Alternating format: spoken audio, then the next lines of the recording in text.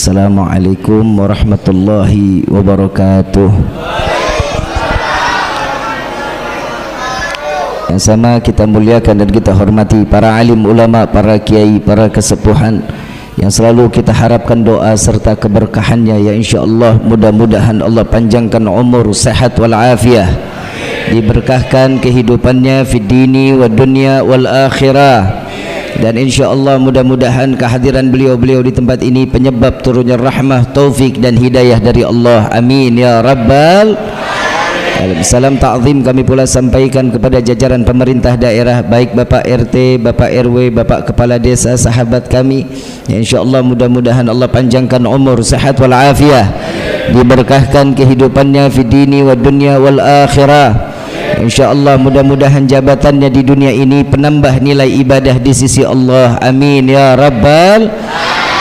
Wabil khusus hadirin wal hadirat, mu'minin mu'minat, fahamdan li rabbin hassana bi Muhammadin wa anqadhana min dhulmati jahli wad dayajiri ila nuril islamin wa ilmin wa hikmatin wa imanin wa yumnin wa khairil awamiri. Alhamdulillah, alhamdulillah ala ni'matil islam wal iman wa kafa biha min ni'mah. Alhamdulillahilladzi hadana bi abdihil mukhtari man da'ana ilaih bil idzni wa qad nadana labbaika ya man dallana wa hadana labbaik ya Rasulullah, labbaik ya Nurullah, labbaik ya Habiballah. Asyhadu an la ilaha illallah wahdahu la syarikalah wa asyhadu anna sayyidana Muhammadan abduhu wa rasuluh la nabiyya ba'dah. Allahumma fasalli wa sallim wa karrim wa azim ala sayyidina wa habibina wa syafi'ina wa qurrata ayunina wa nuril qulubina wa maulana Muhammad sallallahu alaihi wasallam wa ala alihi wa ashabihi wa azwajihi wa dhurriyyati wa ahli baiti ila yaumiddin. Ibadallah, usikum wa nafsi bitaqwallah faqad fadzal muttaqun. Qala Allah Ta'ala fil Qur'anil Karim, a'udzu billahi minasyaitonir rajim, bismillahirrahmanirrahim. Ya ayyuhalladzina amanu ittaqallaha haqqa tuqatih wa la tamutunna illa wa antum muslimun. Wa qala aidan subhanalladzi asra bi abdihi lailan minal masjidil haram ilal masjidil aqsa alladzi barakna haulahu linuriyahu min ayatina innahu huwas samiul basir. Limpahan puji serta syukur kita panjatkan kehadirat Allah Subhanahu wa taala yang maha agung, yang maha luhur, yang maha bijaksana, yang alhamdulillah di siang hari yang penuh keberkahan, di mana di Sayyidil Ayyam ini, di hari yang dimuliakan oleh Allah, Allah masih berikan kita dari limpahan banyaknya nikmat yang Allah berikan kepada kita. Wabil khusus nikmat Islam, nikmat iman, nikmat sehat wal afiah, nikmat umur panjang, insyaallah kita gunakan untuk selalu ibadah kepada Allah. Dan mudah-mudahan kenikmatan yang didambakan bagi setiap hamba, tatkala ajal datang menjemput kita, kita dimatikan dalam keadaan husnul khatimah. Amin ya rabbal alamin. Salawat beserta salam terlimpah curah keharibaan Nabi besar Muhammad sallallahu alaihi wasallam beserta keluarga, sahabat hingga umatnya sampai yaumil qiyamah. Amin ya rabbal alamin. Hadirin wal hadirat rahimakumullah. Mungkin di dalam rangkaian acara saya duduk di tempat yang mulia ini di acara kesekian, mohon dibukakan pintu maaf, saya harus melengkahi setiap acara karena hari ini pun saya ditunggu di Kementerian Agama. Jadi minta ridha, minta maaf, yang jelas insyaallah ilmunya manfaat, insyaallah ilmunya bisa dijalankan dan kita bisa semuanya menjadi orang yang dipilih oleh Allah sebagai orang-orang yang bertakwa kepada Allah. Amin ya rabbal. Kira-kira dimaafin enggak? Kalau enggak dimaafin kita tutup sama doa dah. Ibu bapak yang dirahmati oleh Allah, salawat beserta salam terlimpah curah keharibaan Nabi besar Muhammad sallallahu alaihi wasallam beserta keluarga, sahabat hingga umatnya sampai yaumil qiyamah. Amin ya rabbal alamin. Di siang hari ini kita menyelenggarakan Tablighul Akbar Isra wal Mi'raj Nabiyuna Muhammad sallallahu alaihi wasallam. Kalau kita bicara Isra wal Mi'raj, hadiah yang terbaik dari Allah untuk Nabi dan untuk umat Nabi Muhammad sallallahu alaihi wasallam. Senang enggak? Kalau ibu bapak datang ke tempat, sesuatu tempat, bapak diundang, ibu diundang, pulang bawa ucapan terima kasih, senang? Senang, alhamdulillah. Nah sekarang saat Isra wal Mi'raj Nabi juga ada panitianya, tapi bukan orang Cipakem.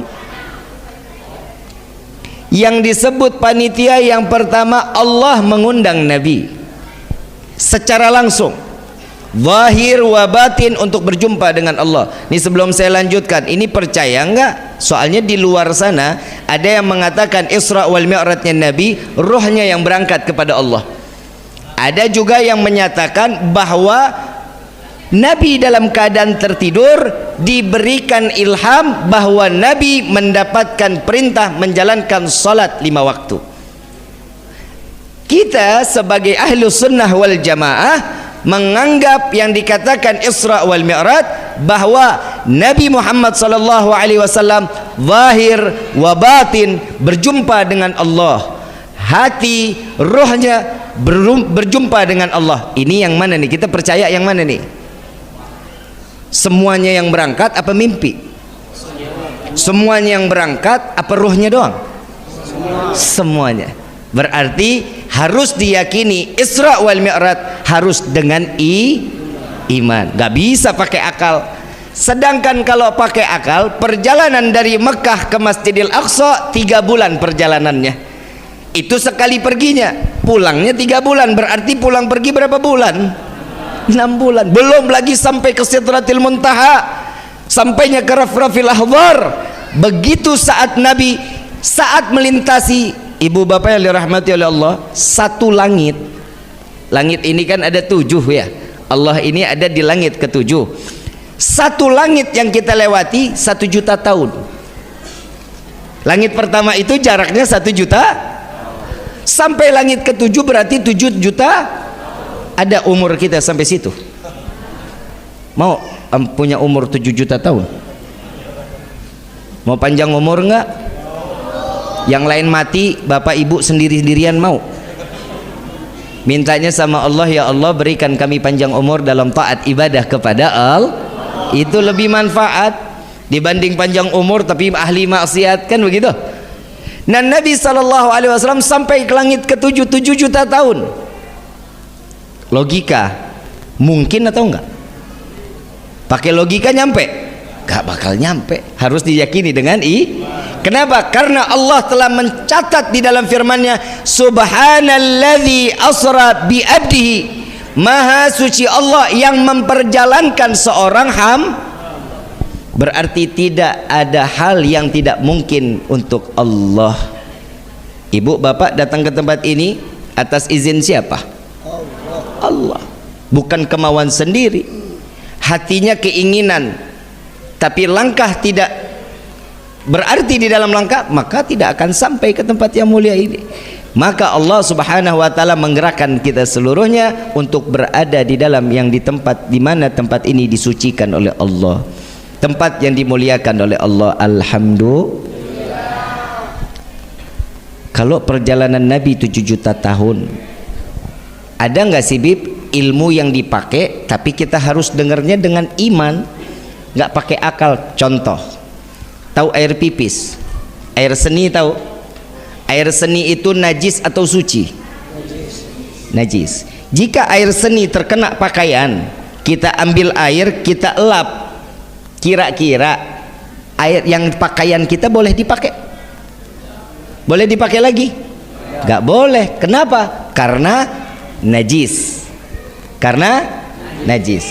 Orang yang memiliki wudhu lalu dia membuang air kecil, cara mensucikannya dengan cukup berwudhu, selesai. Nggak wajib mandi. Air mani, tahu air mani? Tahu air mani ya? Saat air mani keluar terkena baju, kita basuh dielap, bajunya boleh dipakai lagi?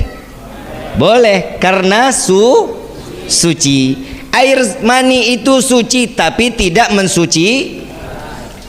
Boleh dielap lagi, tapi pantas apa enggak? Kalau kita ngomong nggak pantas, pastinya nggak pantas, kan begitu? Ganti, air mani keluar wajib mandi. Logika, benar nggak? Benar ya? Air mani keluar wajib, air seni keluar cukup. Kalau logika,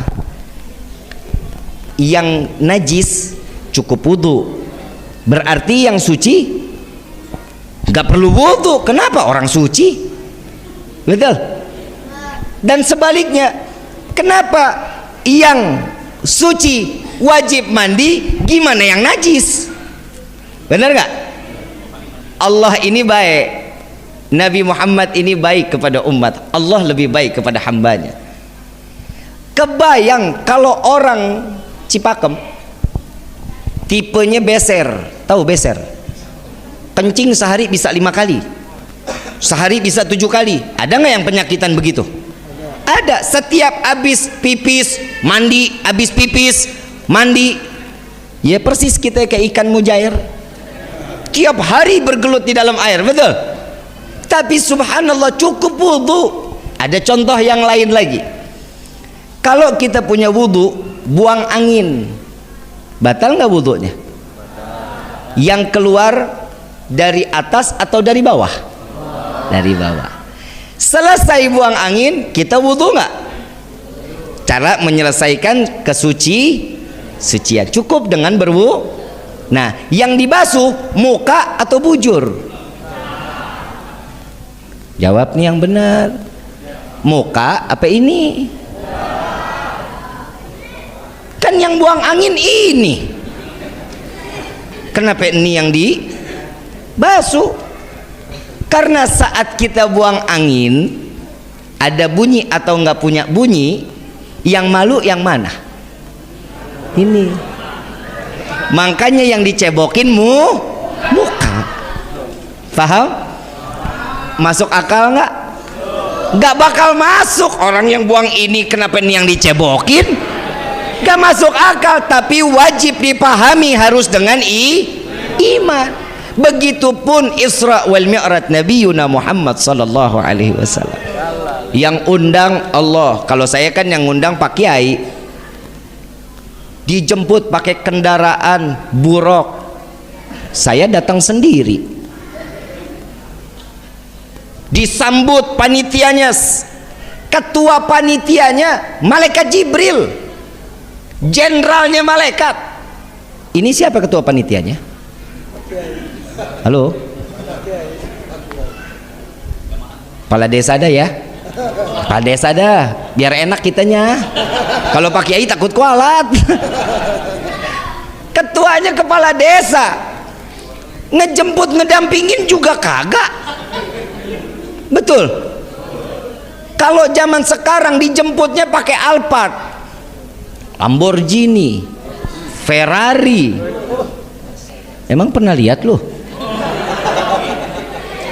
Pernah masuk ke dalamnya? Sarwa aing enggak.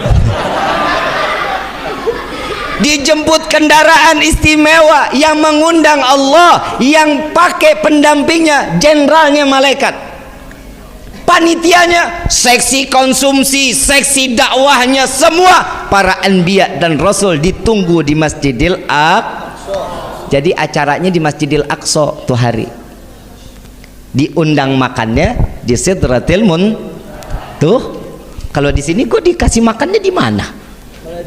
Palingan sekretariat. Kan? Ini diundang, asupan makanannya apa?